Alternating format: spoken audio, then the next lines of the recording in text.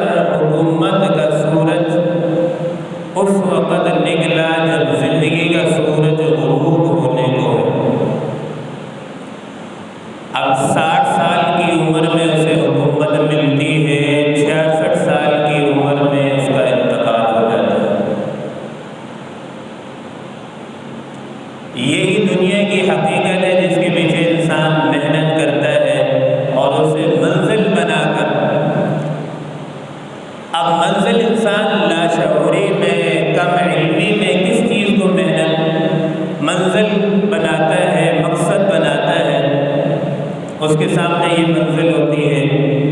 میں نے دنیاوی لحاظ سے اچھی محنت کر کے اچھی گاڑی حاصل کرنی ہے، اچھا گھر حاصل کرنا ہے، اچھا کاروبار کرنا ہے، حالانکہ یہ منزل نہیں ہے، یہ مقصد نہیں ہے۔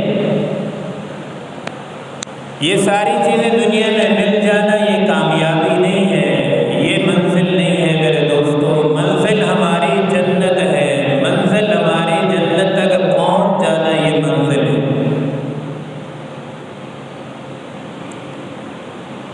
باقی دنیا میں سب کچھ حاصل کر لینا یہ ہماری منزل نہیں ہے اور نہ ہی ہماری کامیابی ہے۔ اس دنیا کے اندر تو اللہ تعالیٰ جو ہے کافروں کو بھی عطا فرماتا ہے، اور پھر اس دنیا کے اندر انسان کی زندگی بہت ہی مختصر ہے، خواہشات زیادہ ہیں، انسان کی خواہشات بہت زیادہ ہیں، زندگی مختصر ہے۔ لمبے لمبے انسان جو ہے منصوبے بناتا ہے، اور لیکن ان منصوبوں کو پورا نہیں کر پاتا۔ اب یہ جس دنیا میں ہم ٹھہرے یہ عارضی اسٹیشن ہے، یہ اس میں ہمیشہ نہیں رہنا۔ اب جب آدمی ریل میں سفر کرتا ہے، کسی دوسرے ملک جاتا ہے، اسٹیشن پہ انسان کو چاہے کچھ بھی نہ ملے، بیٹھنے کے لیے تخت ہی مل جائے تو اس پر بھی انسان شکر کرتا ہے، سمجھتا ہے کہ میں مسافر ہوں، اس نے چلے جانا ہے۔ تو یہ دنیا انسان کے لیے ایک عارضی اسٹیشن ہے، عارضی ٹھکانہ ہے، اور اس عارضی ٹھکانے کو اللہ تعالیٰ نے اتنا حسین خوبصورت بنایا ہے، اور جہاں دار القرار ہے، ہمیشہ رہنا ہے جس جگہ پر آخرت میں، تو اس جہاں سے اللہ تعالیٰ نے آخرت کو کئی گنا خوبصورت بنایا۔ اور جب سے اللہ تعالیٰ نے اس دنیا کو بنایا ہے، کبھی بھی اللہ تعالیٰ نے اس دنیا کو پیار کی نگاہ سے، محبت کی نگاہ سے کبھی بھی اللہ نے نہیں دیکھا۔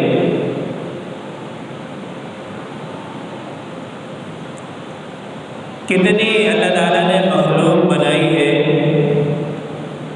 پوری مخلوقات میں سے اللہ تعالیٰ نے اس دنیا کو سب سے مبعوث بنایا۔ باقی جتنی مخلوق ہے اللہ تعالیٰ ساری مخلوق کو پیار سے دیکھتے ہیں، محبت کی نگاہ سے دیکھتے ہیں۔ حدیث مبارکہ میں آتا ہے کہ جب سے اللہ تعالیٰ نے اس کائنات کو بنایا ہے، سجایا ہے، تو اللہ تعالیٰ نے اب کبھی بھی اپنی پیار کی نگاہ سے، محبت کی نگاہ سے اس دنیا کو نہیں دیکھا۔ اب اللہ کو بھی تو یہ پتہ ہے کہ یہ عارضی ٹھکانہ ہے، اللہ تعالیٰ ایسے ہی بنا دیتے، خوبصورت نہ بناتے، تو اللہ تعالیٰ نے اسے حسین خوبصورت کیوں بنایا؟ اس لیے کہ انسان حسن پرست ہے، حسن کو انسان پسند کرتا ہے۔ کتنی ساری چیزیں جو انسان کو کام نہیں آتی، لیکن اللہ تعالیٰ نے انہیں حسین اس لیے بنایا تاکہ انسان اسے دیکھ کر راحت و سکون حاصل کرے۔ اب یہ آوازیں ہیں، کتنی اللہ نے حسین آوازیں انسان کو دی۔ اس میں اگر اللہ تعالیٰ خوبصورتی آواز میں نہ رکھتے، ویسے انسان شور شرابہ کرتا تب بھی بات بن سکتی تھی، سمجھ آ سکتی تھی، لیکن اللہ تعالیٰ نے آوازوں کو اتنا خوبصورت بنایا۔ سید عطا اللہ شاہ بخاری رحمۃ اللہ علیہ کو اللہ تعالیٰ نے بڑی حسین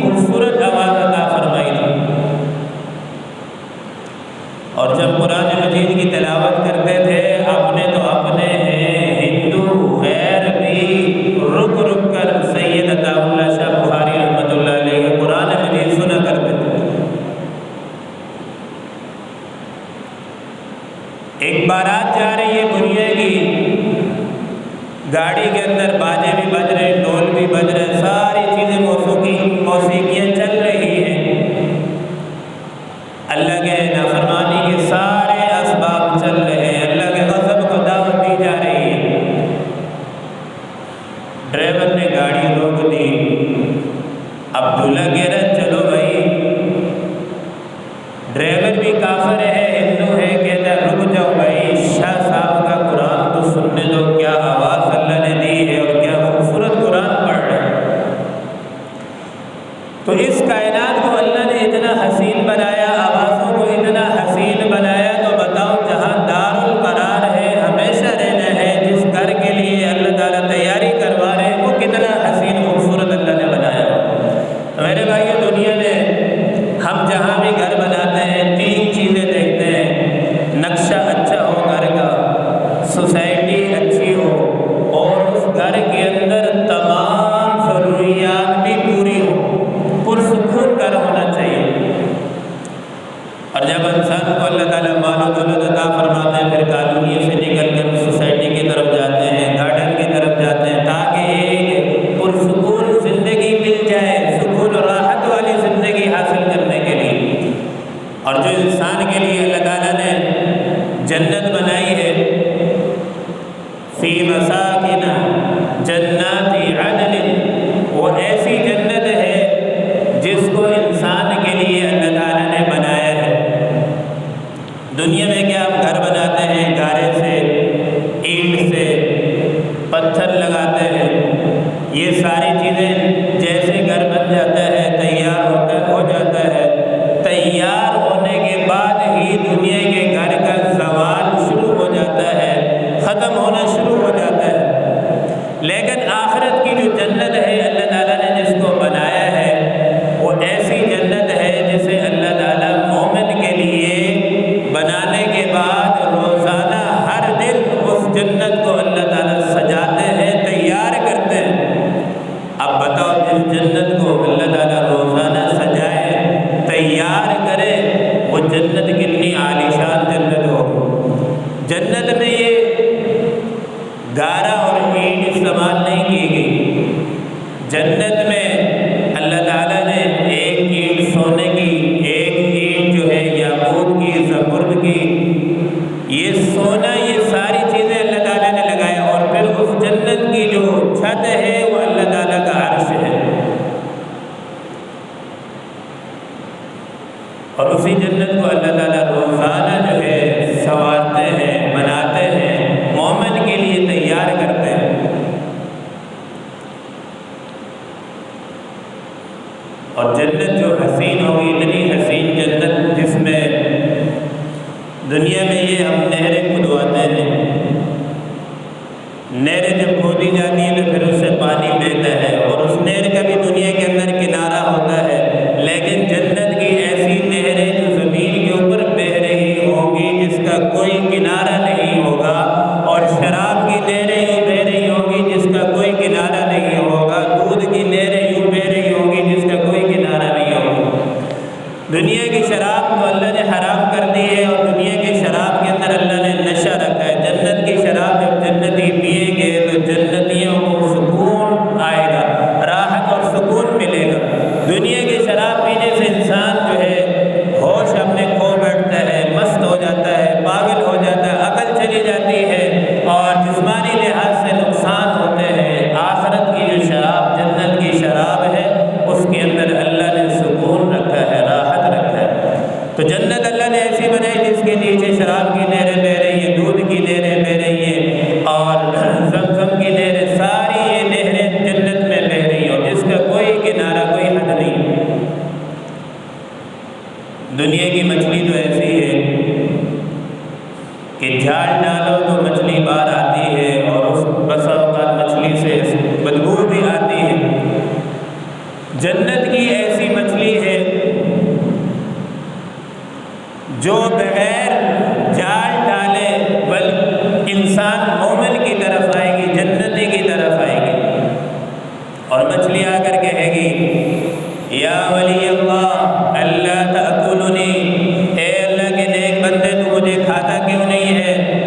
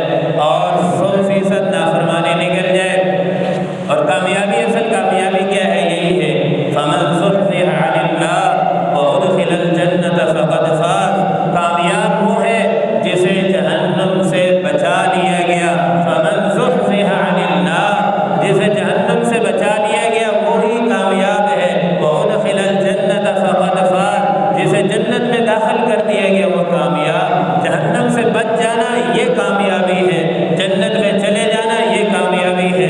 آگے فرمایا فمن ثقلت موازینہ فاولئک هم المفلحون۔ ہاں جتنے اعمال آج ہم کر رہے ہیں یہ سارے کے سارے اعمال تولے جائیں گے قیامت والے دن، اور اللہ کے ہاں یہ قانون ہے جب اعمال تولیں گے اگر نیکیوں کا پلہ بھاری ہے تو اعلان ہو جائے گا، اعلان ہو جائے گا یہ کامیاب ہو گیا، فلاں ابن فلاں کامیاب ہو گیا۔ اور اگر وہ فمن ثقلت موازینہ ومن خفت موازینہ فاولئک الذین خسروا انفسهم، ہاں اگر نیکیاں کم پڑ گئی اور گناہ زیادہ ہے تو پھر اعلان ہو جائے گا یہ ناکام ہے۔ میرے دوستو، دنیا کی ناکامی کامیابی کوئی حقیقت نہیں رکھتی، یہ عارضی ہے، اور آخرت کی کامیابی ناکامی یہ بڑی کامیابی ہے۔ آخرت میں ناکام ہونا یہ بڑی ناکامی ہے، آخرت میں جو ناکام ہو گیا اس کی ناکامی ہمیشہ کے لیے ہے، دنیا میں جو ناکام ہو جائے اس کی کامیابی ناکامی ہمیشہ کے لیے نہیں ہے، یہ دنیا عارضی ہے۔ میرے دوستو، اس دنیا میں مومن کے لیے پریشانیاں ضرور ہیں، تنگیاں ضرور ہیں۔ موسیٰ علیہ السلام سے اللہ تعالیٰ سے موسیٰ علیہ السلام نے اللہ تعالیٰ سے سوال کیا، یا اللہ انک توسع علی الکافر، یا اللہ آپ کافر کو اتنی وسعت دیتے ہیں، اتنی آسانیاں دیتے ہیں، اتنی آسائشیں دیتے ہیں۔ اللہ تعالیٰ نے موسیٰ علیہ السلام کے جواب میں کوئی بات نہیں فرمائی کہ اس وجہ سے اس وجہ سے اس وجہ سے۔ اللہ تعالیٰ نے موسیٰ علیہ السلام کو جنت کا دروازہ کھولا اور کہا، موسیٰ دیکھو یہ مومن کے لیے جنت ہے جو دنیا میں تکلیفوں پر صبر کر کے آتا ہے، جو دنیا میں میرے حکموں کو مان کر آتا ہے۔ تو پھر اسی طریقے سے موسیٰ علیہ السلام نے اللہ تعالیٰ سے سوال کیا، انک تقدر علی المؤمن، یا اللہ آپ مومن کو اتنی تنگی دیتے ہیں، تکلیف دیتے ہیں اور تکلیف سے زندگی گزارتا ہے۔ تو اللہ تعالیٰ نے جہنم کا دروازہ کھولا، کہا دیکھو یہ جہنم کافروں کے لیے میں نے تیار کی ہے اور مومن کے لیے جنت تیار کی ہے۔ اسی طریقے سے جب ایک مومن دنیا سے مر رہا تھا، ایک مسلمان کی موت ہے، ایک کافر کی موت ہے، دونوں کی موت میں فرق ہے، دونوں کی زندگی میں بھی فرق ہے۔ اب جب کافر مرتا ہے اسے جتنی دل میں خواہشات آتی ہیں اللہ ساری پوری کر دیتا ہے، اس لیے کہ دنیا اس کے لیے جنت ہے، کافر کے لیے جنت ہے، مومن کے لیے دنیا قید خانہ ہے۔ اب ایک کافر مر رہا ہے، دل میں خواہش پیدا ہوئی کہ میں نے مچھلی کھانی ہے، اللہ تعالیٰ کا غیبی نظام چلتا ہے، مچھلی منڈی میں موجود نہیں ہے، سمندر میں موجود ہے، غیبی نظام چلتا ہے، وہاں سے سمندر سے مچھلی منڈی میں آتی ہے، منڈی سے گھر میں تیار ہو کر کافر کے سامنے آتی ہے۔ جب اس کی خواہشات پوری ہو جاتی ہے، مچھلی کھانے کی ساری تمنائیں، تو پھر اللہ تعالیٰ کافر کو موت دیتا ہے۔ اب ایک مسلمان کی جب موت آنے لگی تو اس مسلمان کے سامنے ایک پانی کا گلاس رکھا ہوا، اب جب مسلمان نے خواہش کی کہ میں اسے اٹھا کر پی لوں تو اس کا جیسے ہاتھ آگے بڑھانے لگا تو ہاتھ سے انگلیاں لگی اور گلاس گر گیا، پانی خالی، اسے پانی بھی نہ ملا۔ اب یہ سارا منظر مسلمان فرشتہ دیکھ رہا تو اس سے ران آ گیا۔ اب کافر کے دل میں خواہش پیدا ہوتی ہے، میں نے یہ کھانا، میں نے یہ کھانا، اللہ کا غیبی نظام چلتا ہے، اسے پورا کر کے دیا جاتا ہے۔ ایک مسلمان دنیا میں رہتے ہوئے اللہ کا حکم پورا کر رہا ہے، اس کے دل میں خواہش آتی ہے پانی پینے کے لیے، اس سے پانی بھی لے لیا جاتا ہے اور پیاسا دنیا سے چلا جاتا ہے۔ ایک بات اور، تیسرا سوال، تینوں کا جواب ایک ساتھ دیتا ہوں۔ اب مسلمان بھی دریا میں جال پھینکتا ہے، بسم اللہ الرحمن الرحیم بسم اللہ پڑھ کر، اس کے جال میں مچھلیاں بھر بھر کے آتی ہیں۔ کافر کے جال میں اب کافر بھی جال ڈال رہا ہے، مسلمان کا جال خالی آتا ہے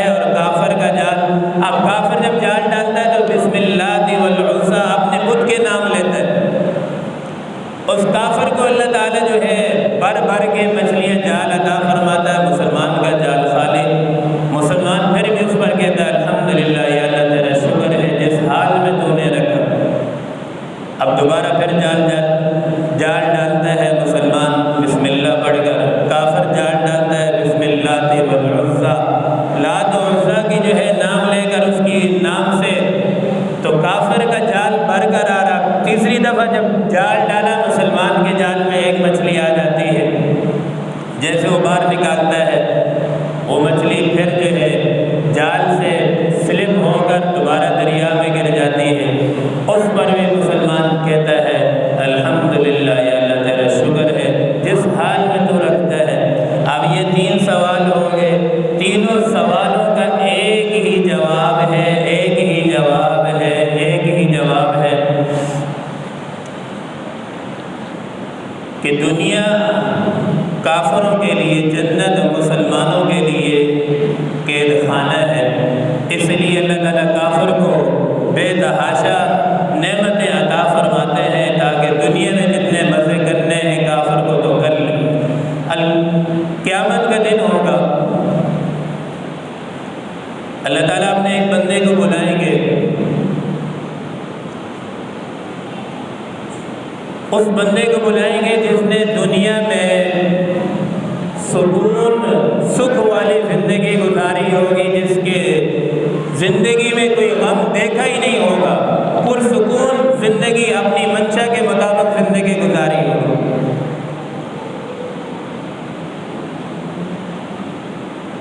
اور اس سے اپنے بندے سے اللہ تعالیٰ فرشتے سے کہیں گے کہ اس کو لے جاؤ جہنم کا ایک پھیرا لگوا کے لے آؤ۔ پھیرا یوں ہوتا ہے کہ یوں گئے گزر کے آگے، ٹھہرنا نہیں ہے، رکنا نہیں ہے۔ اب جب اس نے دنیا میں ایسی زندگی گزاری ہوگی جس میں کوئی غم نہیں دیکھا ہوگا، ایک جہنم کا جھونکا جب اسے لگے گا، پھیرا لگے گا، واپس آئے گا تو اللہ تعالیٰ پوچھیں گے ہاں بھائی بتاؤ دنیا میں کیا سکون والی زندگی گزاری ہے؟ وہ کہے گا کہ میں نے تو دنیا میں سکون دیکھا ہی نہیں۔ ایک جہنم کا جھونکا یعنی اتنا خطرناک ہوگا، دنیا میں جتنی راحت و سکون والی زندگی گزاری ہوگی، سکھ والی گزاری ہوگی، سب بھول جائے گا۔ اور دوسرے بندے کو بلائیں گے جس نے دنیا میں غم دیکھے ہوں گے، مشقتیں اٹھائی ہوں گی، پریشانیاں دیکھی ہوں گی۔ اللہ تعالیٰ فرشتے سے کہیں گے اے میرے فرشتے اس میرے بندے کو لے جاؤ، جنت کا ایک پھیرا لگوا کے لاؤ۔ وہ جائے گا جنت کا پھیرا لگوا کے لے کر آئیں گے، اور آ کر اللہ تعالیٰ پھر بندے سے پوچھیں گے اے میرے بندے بتا تو نے دنیا میں کوئی غم پریشانی دیکھی ہے؟ وہ بندہ کہے گا یا اللہ میں نے دنیا میں کوئی غم پریشانی دیکھی نہیں۔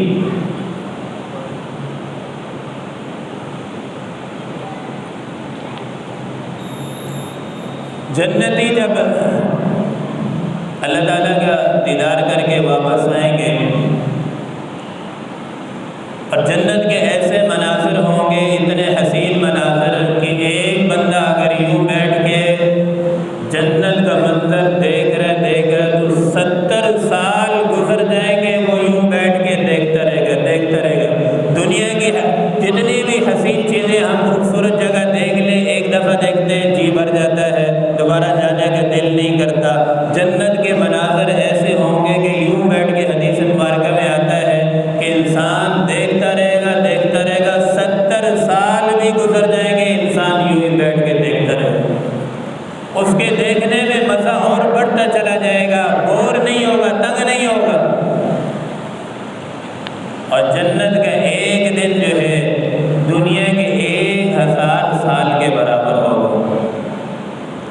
سیدنا صدیق اکبر رضی اللہ تعالیٰ عنہ فرماتے ہیں لا خیر فی شرہ بعدہ النار، کہ وہ خیر ہی کیا خیر ہے، کیا سکون ہے جس کے بعد انسان کے لیے جہنم کا فیصلہ ہو۔